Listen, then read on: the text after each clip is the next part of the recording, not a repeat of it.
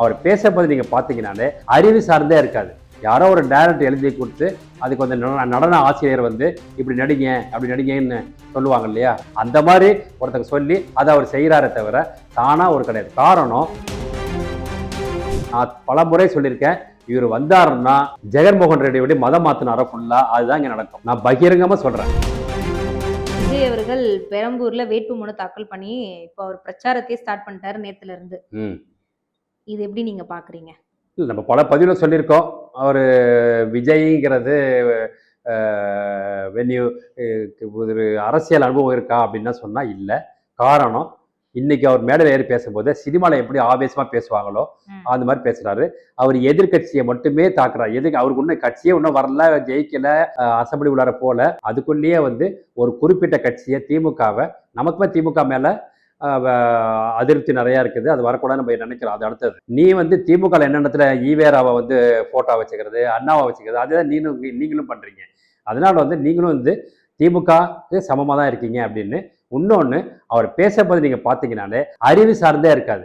யாரோ ஒரு டைரக்ட் எழுதி கொடுத்து அதுக்கு வந்து நடன ஆசிரியர் வந்து இப்படி நடிங்க அப்படி நடிங்கன்னு சொல்லுவாங்க இல்லையா, அந்த மாதிரி தான். இப்போ நீங்கள் கூட சொன்னீங்களா ஆரம்பிக்க கேமராவில் ஒழுங்காக உட்காருங்க அப்படின்னு சொல்லி, அந்த மாதிரி ஒருத்தங்க சொல்லி அதை அவர் செய்கிறாரே தவிர தானாக ஒரு கிடையாது. காரணம், அவர் பேச்சில் வந்து ஒரு அரசியல்வாதின்னு வந்தால் பார்த்தீங்கன்னா எப்படி பேசணும் அப்படின்னா, துறை சார்ந்து பேசணும், மாவட்டம் சார்ந்து பேசணும். ஒவ்வொரு மாவட்டத்துக்குன்னு ஒரு உரிய இது இருக்கு. இப்போ காஞ்சிபுரம் எடுத்தீங்கன்னா பட்டு, ஓகே, திண்டுக்கல்னு எடுத்தீங்கன்னா பூட்டு, இந்த மாதிரி பல இது இருக்கு.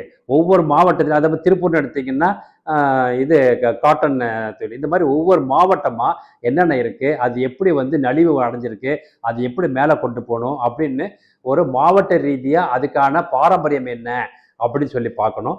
அதே மாதிரி துறை சார்ந்து பேசணும். இந்த துறை, கல்வித்துறை எப்படி இருக்குது, அதை எப்படி கொண்டு வரணும் அப்படின்னு துறை சார்ந்து பேசணும். இதுதான் அரசியல். இப்போ எந்த நீங்க பாத்தீங்கன்னா அரசியல்வாதி பேசுறது பாத்தீங்கன்னா, இப்போ இது எடப்பாடியார் பேசுறாரு, ஒன்று எடுத்து அழகா பேசுறாரு. நீங்க வந்து வருவாய் வந்து இன்னைக்கு வந்து நம்ம 1 லட்சம் கோடிக்கு மேல வருவாய் வந்திருக்கு கடந்த 5 வருஷத்துல எக்ஸ்ட்ராவா. அதாவது ப்ரீவியஸ் ரெஜிம்ல இருந்ததை விட இந்த ரெஜிம்ல வருவாய் மட்டுமே 1 லட்சம் கோடி தாண்டிடுச்சு. பழசை கம்பேர் வித் ஏர்லியர் ரெஜிம். ஆனா 5 லட்சம் கோடி கடன் வாங்கி வச்சிருக்கீங்க. ஸோ அவர் எப்படி பேசுறாரு பாருங்க, ஸ்டாட்டிஸ்டிக்கலா பேசுறாரு.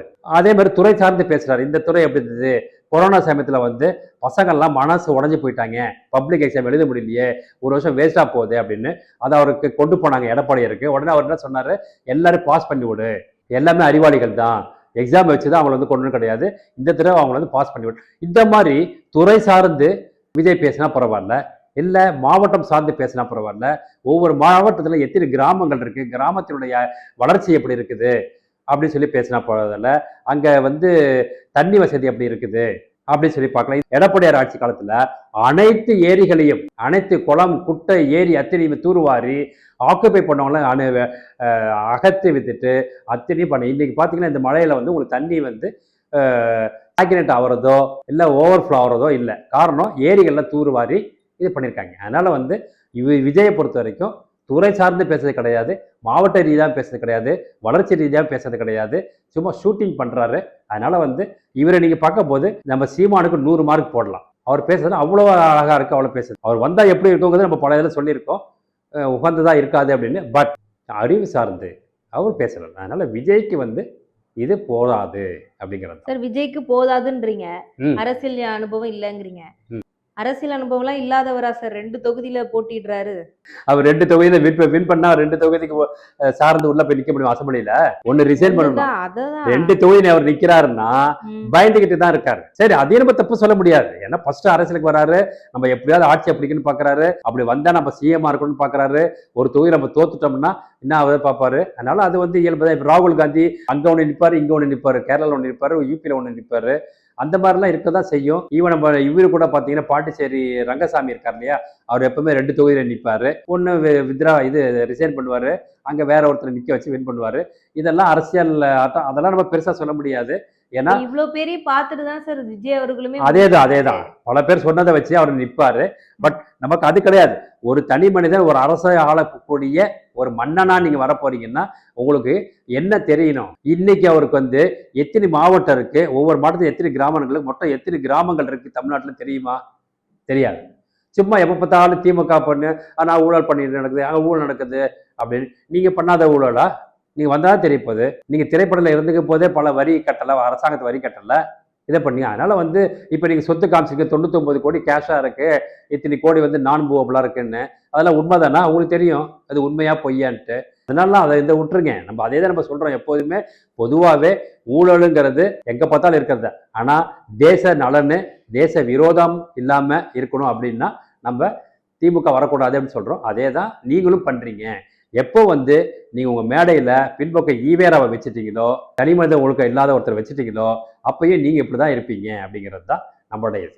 நான் வந்து அரசியல் அனுபவம் உனக்கு இல்லை, அதுவும் தப்பு கிடையாது. ஜனநாயக நாட்டில் நிக்கலாம். ஆனா விஷயம் தெரிஞ்சவரா நீங்க அப்படின்னு பார்த்தா தெரியல அப்படிங்கிறது தான். அதனால வந்து இவர் வந்து இன்னைக்கு இல்ல என்னைக்குமே வந்து இவர் வந்தா ஒரு நல்லாட்சி நடக்காது. நான் பல முறை சொல்லியிருக்கேன். இவர் வந்தாருன்னா ஜெகன்மோகன் ரெட்டியோட மதம் மாத்தினாரோ ஃபுல்லா, அதுதான் இங்க நடக்கும். நான் பகிரங்கமா சொல்றேன், அதுதான் நடக்கும். அதனால விஜய் வந்தாருன்னா இது தமிழ்நாடு வந்து இயேசு நாடா போயிடும். திமுக வந்ததுன்னா கொள்ளை நாடா போயிடும். நீங்க முடிவு பண்ணீங்க எது வேணும் என்ன வேணும்னு. அடுத்த ஜென்ரேஷன். ஆனா ஒண்ணு சொல்றேன், நான் என்ன சொல்றேன், திமுக இன்னைக்கு எவ்வளவு சொன்னாலும் கேட்காம திருப்பி திருப்பி திமுக ஓட்டு போடுறவங்க போட்டீங்கன்னா என்ன நடா இருக்கும் சார்? அதிமுக வந்து எவ்வளவு சொல்றது இன்னைக்கு வந்து அத்தனை இன்ஜினியரிங் காலேஜ் யாரால வந்துச்சு? அதிமுக ஆட்சி தான் வந்துச்சு.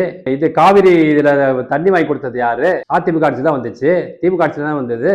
திமுக ஆட்சியில வந்து இலங்கை போறப்போ அவர் சும்மா உண்ணாவது தலைக்கு ஒன்றும் காலுக்கு ஒன்றும் உட்கார வச்சுட்டு படுத்தாரு ஏமாத்திக்கிட்டு கலைஞர் பீச்சில் போயிட்டு.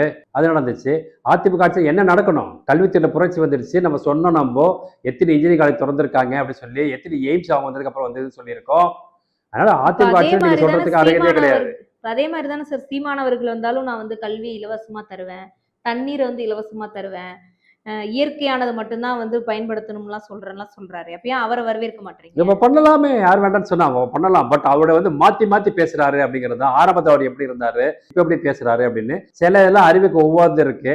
இந்த மாதிரி எல்லாம் இந்த மாதிரி கார் கம்பெனிலாம் மூடிடுவேன், மாட்டு வண்டியை போட் பண்ணா அது இது பாசிபிள். அது அப்ப இன்ஜினியரிங் காலேஜ்லாம் மூடணும். அப்ப படிச்சவனா என்ன பண்ணுவான்?